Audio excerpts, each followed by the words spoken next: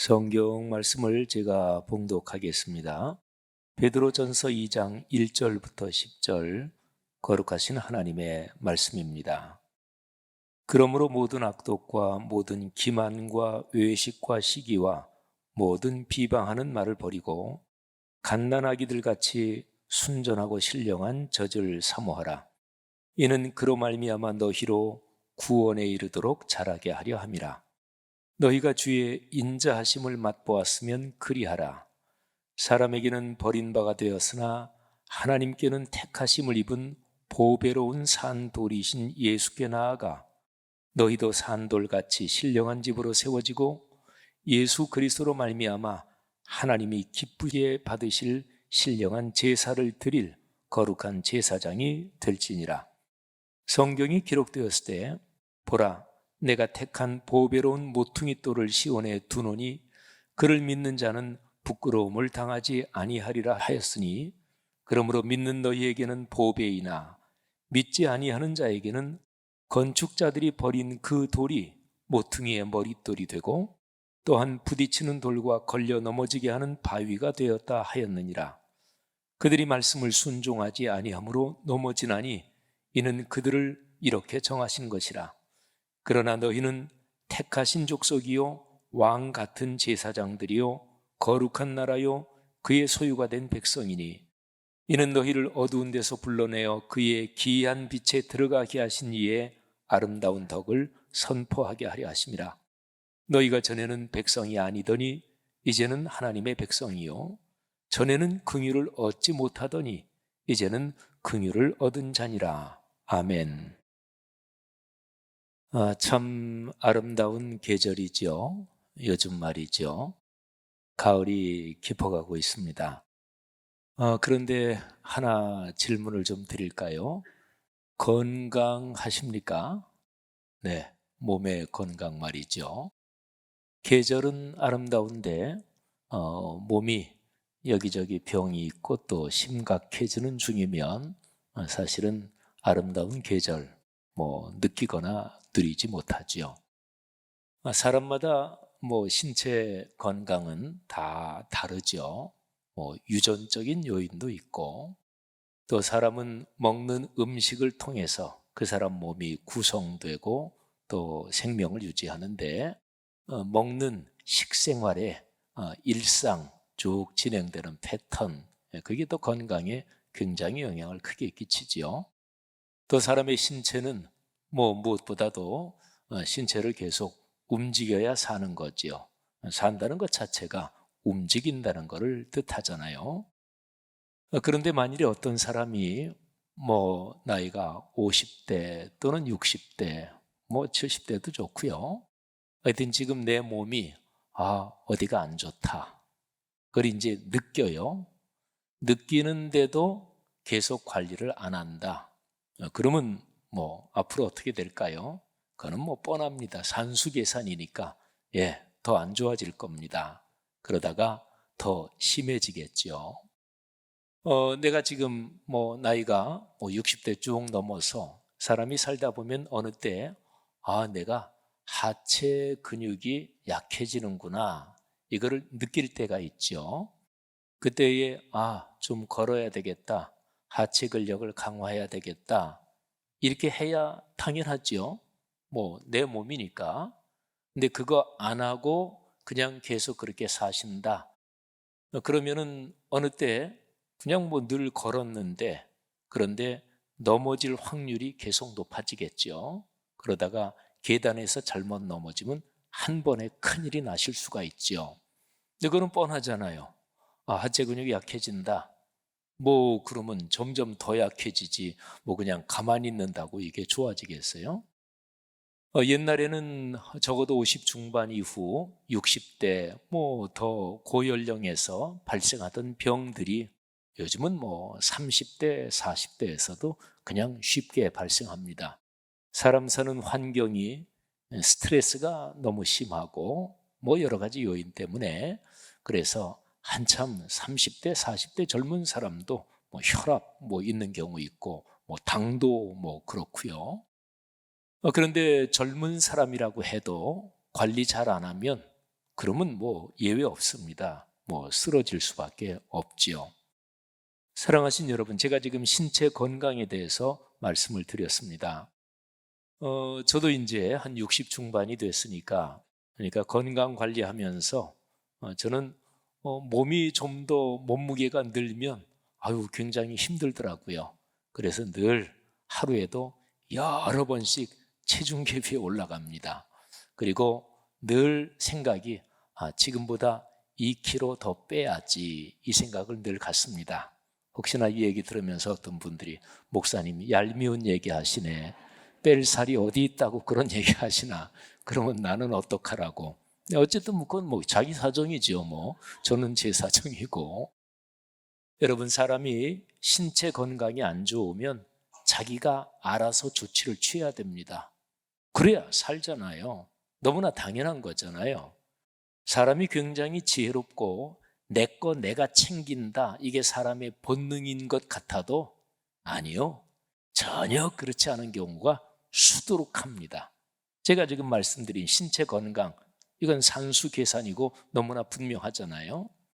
사랑하신 여러분, 제가 신체 건강 말씀드렸는데 교회 공동체, 하나님이 예수 그리스도의 십자가의 죽으심과 부활, 그 피로 값주고 사신 그리스도의 몸인 교회, 이 교회도 약해지고 병들고 더 심하면 타락할 수 있습니다. 그러면 교회 공동체가 병이 들면 그러면 어떻게 해야죠? 네, 신체 건강하고 똑같습니다. 이 병이 치료되도록 애써야 되잖아요. 누가 애써야 될까요? 그거는 교회 공동체에 있는 사람 중에서 진짜로 하나님 사랑하고 하나님의 은혜를 많이 체험하고 주님께 충성하는 그런 사람들이 애쓰겠지요. 사랑하신 여러분, 2000년 교회 역사에서 교회가 아주 심각하게, 아주 깊은 병이 들고 아주 더 심각하게 타락한 때가 중세 후반기였습니다. 근데 그때 하나님께서 마르틴 루터라는 그런 신앙이 좋은 사람을 쓰셔서 종교개혁이 일어나게 하셨습니다. 1517년, 지금부터 506년 전이지요. 1517년 10월 31일 그날, 이 루터라는 사람은 그 당시에 수도사였고 또 비텐베르크의 신학교 교수였습니다. 이 루터가 올바른 신앙은 이런 거다, 그래서 95개 항목으로 된 그런 거를 내걸었습니다.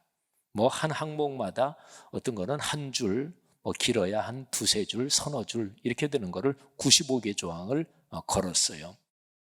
그때 당시에 중세 교회에서는 지금도 로마 가면 볼 수 있는 베드로 대성당, 그게 기본적으로 그때 건립이 된 거예요. 근데 건축 자금이 부족하니까 교회에서 면죄부를 팔았습니다. 이 면죄부를 돈 주고 사면 하나님이 죄를 용서하신다. 말이 안 되는 거죠. 그런데 어쨌든 면죄부를 전 유럽 쪽으로 다 팔기 시작했고, 그리고 루터가 사는 동네에도 면죄부를 막 대단하게 선전하는 그런 사람이 와서 팔기 시작했습니다. 루터가 그걸 보고 이거는 성경적이 아니다, 그래서 95개의 조항의 그 입장문, 이런 거에 대해서 한번 토론해보자, 그런 거를 성교회 정문에 붙였습니다. 성교회는 거룩할 성자가 아니고 성체할 때 그 성자입니다. 그 교회 정문에 붙였습니다. 우리 교회에서 여러 해 전에 유럽 종교개혁지 순례에 갔을 때 우리가 비텐베르크 거기도 갔습니다. 종교개혁지 순례하면 거기는 반드시 가거든요. 혹시 그때 가셨던 분들 중에서 한 60여 명 넘게 갔죠. 버스 2대로 갔는데 그거 갔나? 예, 갔습니다. 가서 거기도 보고 그랬죠. 어쨌든 그렇게 해서 종교개혁이 들불처럼 번지기 시작했습니다.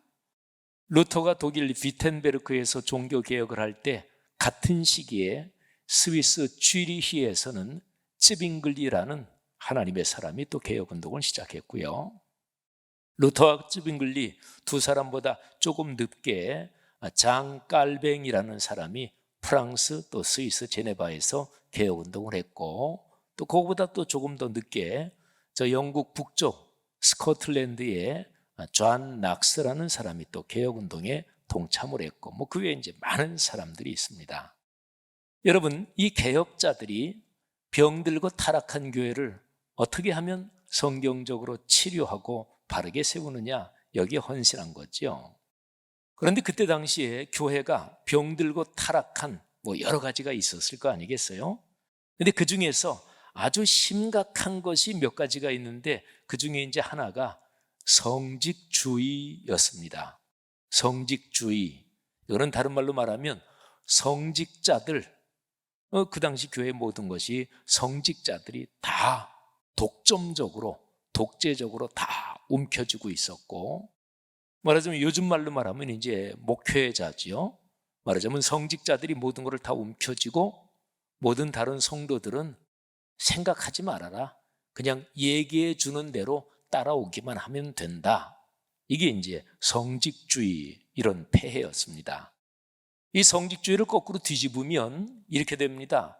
그리스도인 한 사람 한 사람, 그 사람들은 중요하지 않다. 뭐 생각할 것도 없고 뭐 알 것도 없다. 그냥 성직자들이 얘기해 주는 대로 아멘하고 따라오기만 하면 된다. 말하자면 이런 거예요. 그리스도인 한 사람 한 사람이 하나님 앞에서 참 소중한 사람들이고, 그 한 분 한 분이 그리스도인답게 아름답게 성숙하고 그리고 아름답게 인생길을 걸어야 이게 성경이 말하는 교회의 모습인데, 그걸 완전히 다 바닥으로 깔아버린 거죠. 그래서 뭐 평신도 일반 그리스도인들을 완전히 다 잠재워 버린 거예요. 말하자면 집단 가스라이팅, 이런 현상이 있었다, 뭐 이렇게도 표현할 수 있습니다. 종교개혁의 중요한 초점 중에 하나가 그래서 만인사제직이라는 것입니다. 만인, 그러니까 모든 그리스도인 전부 다가 말하자면 목회직을 가지고 있다, 성직자다, 이런 거죠. 그런데 그 얘기는 목회자가 필요 없다, 뭐 오늘날로 말하면 신학을 공부하고 훈련 과정을 거쳐서 목사 안수를 받고 이런 목회자가 필요 없다는 얘기는 아닙니다. 또 교회에서 성도들 누구나 다 나도 목회자야, 뭐 이런 얘기는 아닙니다. 그러니까 제도적으로 훈련받아서 안수를 받은 목회자가 교회 사역에 전적으로 헌신하면서 모든 다른 성도들이 그 목회자를 중심으로 각기 자기의 역할, 그리고 자기의 책임, 그리고 헌신을 다하면서 직무를 감당해야 한다. 그 평범한 그리스도인 한 사람 한 사람이 감당하는 그 직무도, 그것도 말하자면 목회적인 직무다. 그래서 오늘날 표현으로 하면 평신도 목회직, 이렇게 표현할 수가 있습니다. 근데 종교개혁자들이 그런 얘기를 하면서 당연히 성경 얘기를 했겠죠. 1517년에 종교개혁은 제일 중요한 초점이 성경을 재발견한 운동이었습니다. 중세 때는 뭐 그리스도인들 성경 읽을 필요 없다, 괜히 잘못 해석하면 복이 아니라 화가 끼친다, 성경 읽지 말아라, 그냥 목회자들이 얘기해 주는 대로 그렇게 그냥 받아들이고 믿으면 된다, 이랬거든요.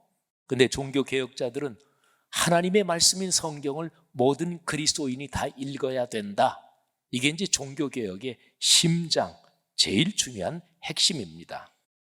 자, 종교개혁자들이 성직주의의 폐해를 극복하고 모든 그리스도인이 각기 가지고 있는 자기의 목회적인 책무를 다 감당해야 된다, 그러면서 성경 구절을 여러 개를 얘기했는데 그 중에 핵심이 베드로전서 2장 9절입니다. 자, 오늘 설교 본문으로 잡은 거기에 제일 뒷부분 쪽에 나오죠. 한번 잘 들어보십시오. 이 구절에서는 모든 그리스도인들에게 이 베드로전서 편지가 보내진 거예요. 그러니까 목회자들에게만 또는 교회 중요한 선생들에게만 보낸 게 아니고 모든 그리스도인에게 다 읽고 실천해라, 그래서 보낸 편지인데 거기서 다음과 같이 얘기합니다. 너희는 그리스도인 모두, 너희는 택하신 족속이요, 왕같은 제사장들이요, 거룩한 나라요, 그의 소유가 된 백성이니. 자, 여러분, 여기에 왕 같은 제사장들 이런 표현이 나오지요. 그리스도인 모두가 제사장이고 모두가 목회적인 책무를 가지고 있다, 이런 표현이죠. 여기에 그리스도인들을 네 가지로 표현해요. 택하신 족속, 왕 같은 제사장들, 거룩한 나라, 그리고 하나님의 백성이다. 네 가지가 나오는데 여기 첫 번째 표현, 택하신 족속. 근데 택하셨다, 이게 이제 헬라어로 에클렉톤이라고 이제 발음하는 단어인데, 근데 이 단어가 교회라는 단어하고 어근이 똑같아요. 교회, 에클레시아. 이 에클레시아는 이 세상에 사는 사람들을 세상 가운데서부터 어디로부터, 이 접두어가 에크입니다. 영어로는 from 하는 거죠. 그리고 칼레오, 부르다, 이런 뜻입니다. 그러니까 세상에 사는 많은 사람들 중에서 하나님께서 불러내셔서 당신 품에 안으신 이 공동체, 그거를 에클레시아, 교회라고 부르거든요. 여기에 지금 2장 9절에 하나님이 너희를 선택하셨다, 부르셨다, 에클렉톤, 이게 같은 말이에요. 그러니까 이걸 해석하면 이런 메시지가 되는 거예요. 사도 베드로가 그 당시 모든 성도들한테 편지를 보내면서, 성도들이요, 그리스도인 여러분들이요, 여러분이 바로 교회입니다. 여러분이 교회입니다. 이렇게 얘기를 하는 거예요. 사랑하신 여러분, 그러면 한번 질문을 던져야 돼요. 모든 그리스도인을 하나님이 제사장으로 목회직에 부르셨다. 그러면 무슨 일을 하라고 부르셨나? 이게 이제 중요하잖아요. 거기에 2장 9절 뒷부분에 나옵니다. 자, 먼저 보세요. 너희를 어두운 데서 불러내어, 아까 제가 설명드렸죠. 세상에 사는 사람들 중에서 불러내서 하나님의 귀한 빛에 들어가게 하신, 말하자면 하나님의 구원, 하나님의 백성이 되게 하셨다, 그런 거죠. 자, 이 은혜를 받은 사람들을 그리스도인이라 그래요. 그런데 뭐를 이제 하게 하려고 하냐면 바로 그 하나님의 아름다운 덕을 선포하게 하시려고, 그래서 하나님이 여러분들을 제사장으로 삼으셨고 목회적인 직무를 주셨다, 이런 거예요. 자, 하나님의 아름다운 덕을 전해야 돼요. 선포해야 돼요. 사랑하시는 여러분, 여러분이 인생 여정 걸어가시면서 만나는 모든 사람들에게 좋은 거를 주시기를 바랍니다. 선한 영향을 끼치시기를 바랍니다. 그러면 그 사람이 성공할 거 아니겠어요? 그 사람이 영향력이 강해질 거 아니겠어요? 맨날 그냥 말썽만 일으키고 모임에서 그냥 맨날 삐딱하게 나가고 그런 사람을 누가 좋아하겠어요? 근데 격려하고 어려운 사람 있으면 도와주고 보듬어 주고, 이게 좋잖아요. 근데 그 중에서 제일 좋은 게 무엇일까요? 창조와 구원의 하나님. 하나님은 근본적으로 당신이 창조하신 모든 세계를 사랑하시고 그 중에 특별히 사람을 끔찍하게 사랑하세요. 그 하나님이 가지고 계신, 하나님이 사람에게 주시려고 하는 아름다운 덕, 그 아름다운 축복, 이거를 나눠주게 하려고, 그래서 하나님이 그리스도인으로 부르셨다. 이게 그리스도인 한 사람 한 사람이 전부 다 가지고 있는 평신도 목회적인 기능이다, 이런 얘기예요. 자, 그러면 한 번 더 파고 들어가서 질문하겠습니다. 아름다운 덕을 전한다. 근데 그게 좀 더 구체적으로 무엇일까요? 자, 베드로전서 2장 1절부터 쭉 보면 그게 나와요.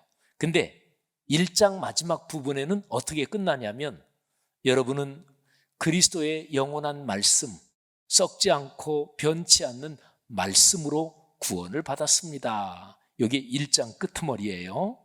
그리고 2장 1절로 넘어가면서, 그러므로 하나님의 거룩한 말씀, 변치 않는 하나님의 말씀으로 구원을 받았으니까, 그러니까 모든 악독, 모든 기만, 속임, 외식, 시기, 모든 비방하는 일을 버려야 됩니다.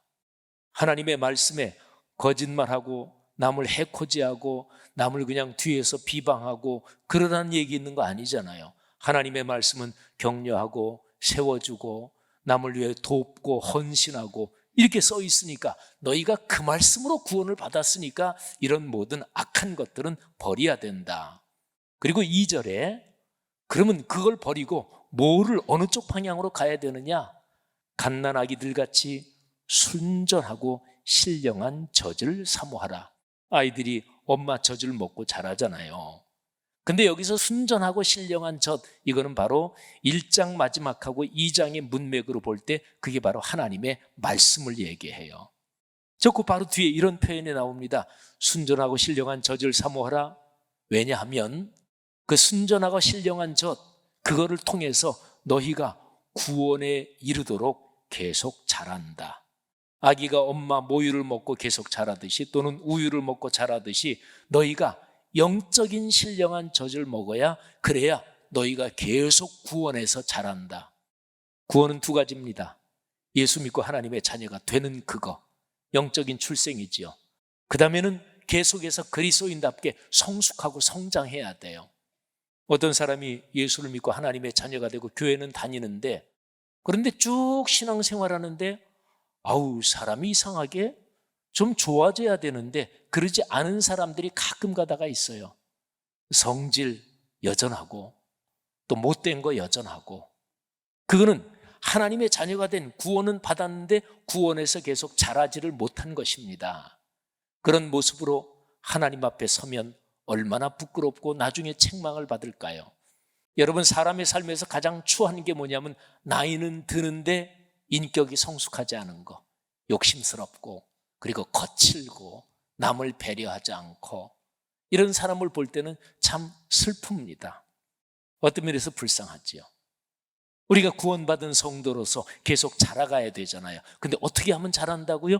순전하고 신령한 젖, 이게 바로 하나님의 말씀, 66권 성경 말씀입니다. 사랑하신 여러분, 이 말씀을 모든 그리스도인이 다 읽고 은혜 받고, 그리고 은혜 받은 말씀을 서로가 나누고 또 다른 사람한테 그 말씀대로 사는 삶의 모습을 보이고, 한마디로 말하면 말씀을 묵상하고 깨달아 그 말씀대로 사는 거, 이게 바로 평신도 목회직의 중심입니다. 그래서 마틴 루터가 종교개혁을 시작하면서 바로 그때 당시에 신성 로마 제국의 황제 교황 이쪽이 루터를 잡으려고 혈안이 돼 있었는데 잡히면 죽는 거죠. 루터가 있던 작센주의 제후의 도움을 받아서 바트부르크라는 그 성에 숨어서 한 1년 좀 넘게 지내요.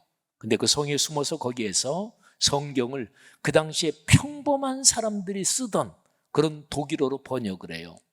평범한 사람들이 다 하나님의 말씀을 읽을 수 있도록.